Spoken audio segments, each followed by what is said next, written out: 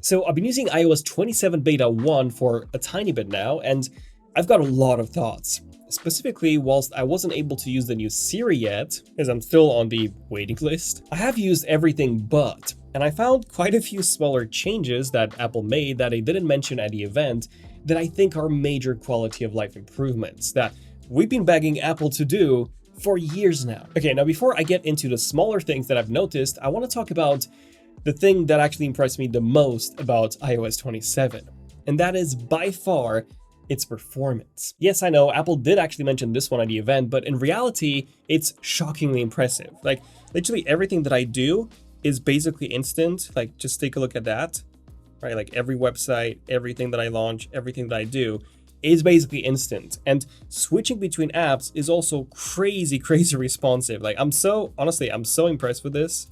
This is by far the most fluid iOS has ever been for me. And the thing is, this is a beta. This is the first beta.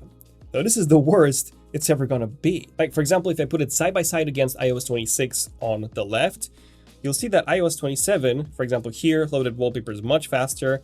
If, let's say, we do, I don't know, the weather app, okay, this is also faster on iOS 27. If I do Safari, okay, again, faster on the iOS 27. So it just feels way faster than even iOS 26.5. I've never seen this before in my 15 years of covering Apple, a beta version being faster and more fluid than the stable version.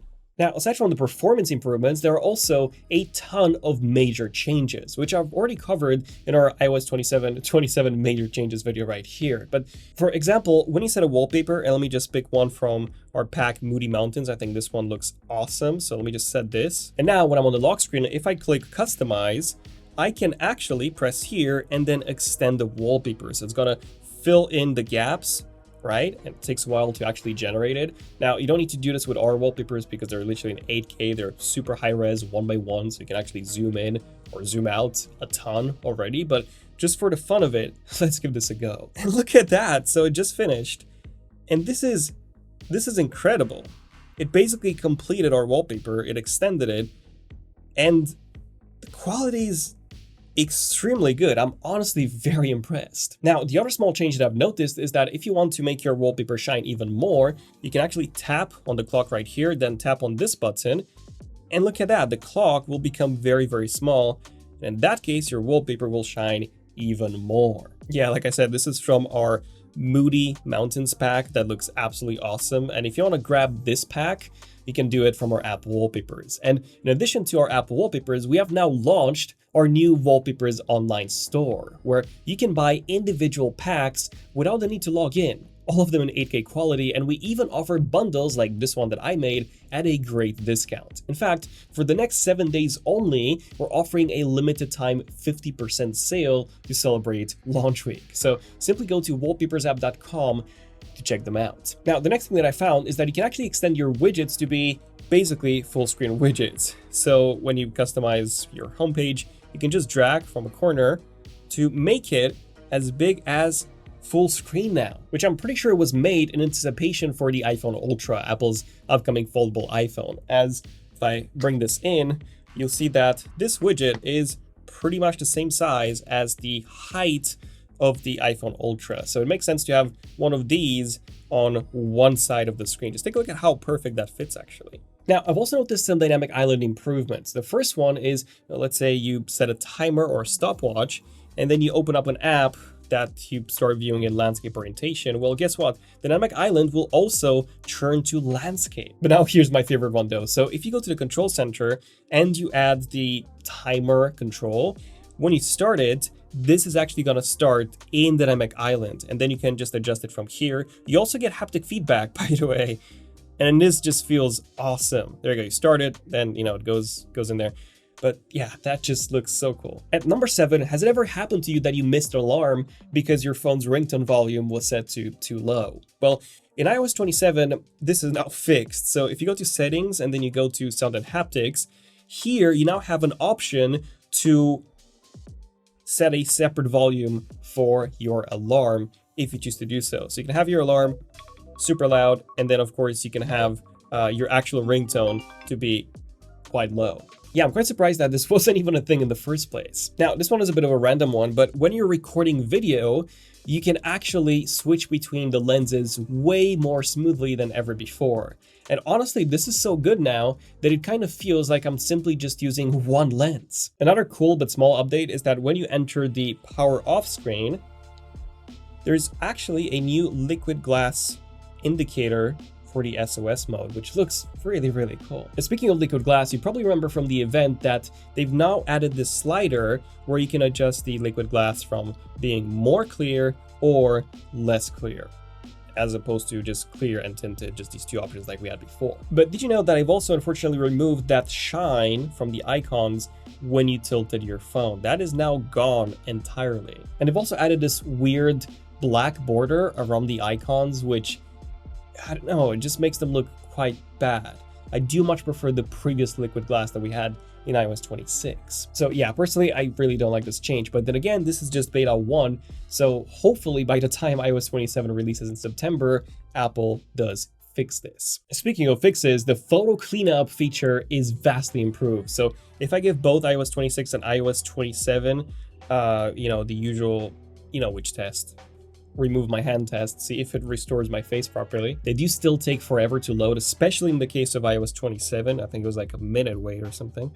But then if I highlight my hand and I press cleanup on both, you can see that iOS 26 failed entirely, whereas iOS 27 worked surprisingly well. Well, at least when it comes to my face, because my hand does have 4 fingers. Speaking of photos, the camera app also gets some visual changes as well. So hopefully you can see this, the fact that we now have a different layout. First of all, you can see 3 buttons here, video, photo, portraits instead of photo and video. So it's way easier to figure out that, oh, there's more options here. Like if you press on this again, you see more.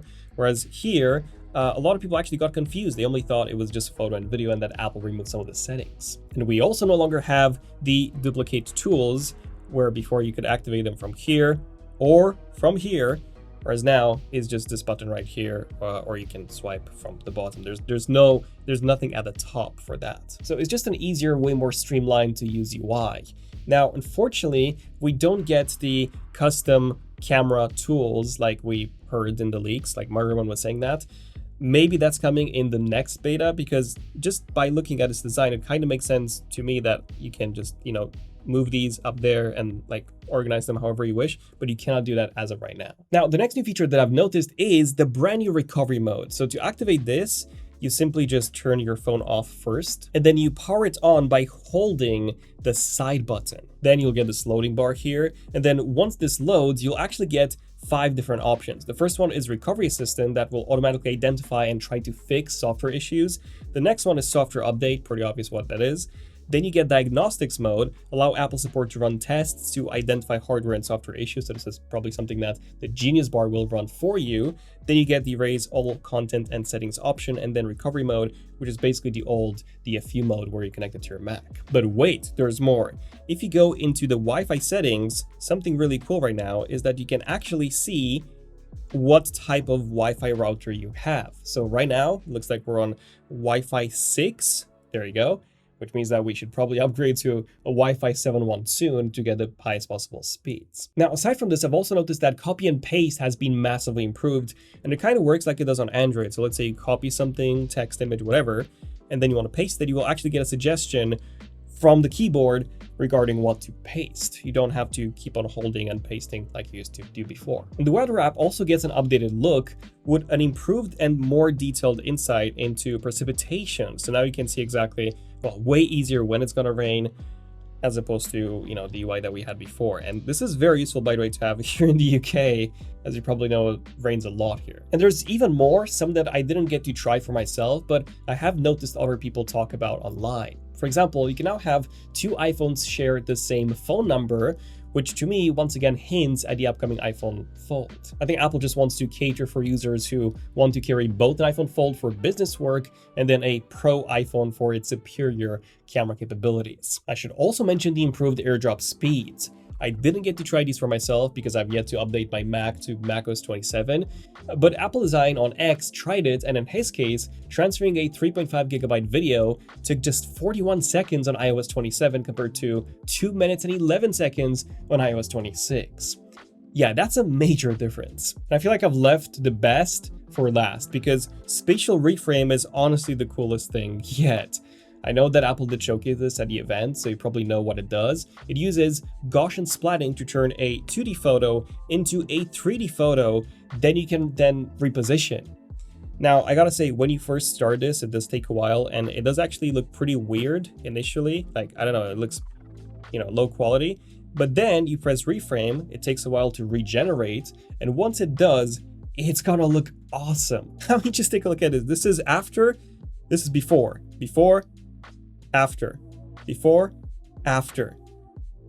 That's insane. But there you go. These were some of my favorite findings within iOS 27. Overall, I think that Tim really cooked with this one, just like we did with wallpapers, especially with our new store. Check it out once again, wallpaperz.com, where we do offer a 50% limited sale on everything to celebrate this launch week all across the store. Stay tuned for more iOS 27, macOS 27, and everything else videos. Check out the previous ones that we did in the past few days. I'm Daniel to ZONEofTECH, and I'll see you guys in the next one. ZONEofTECH, signing out.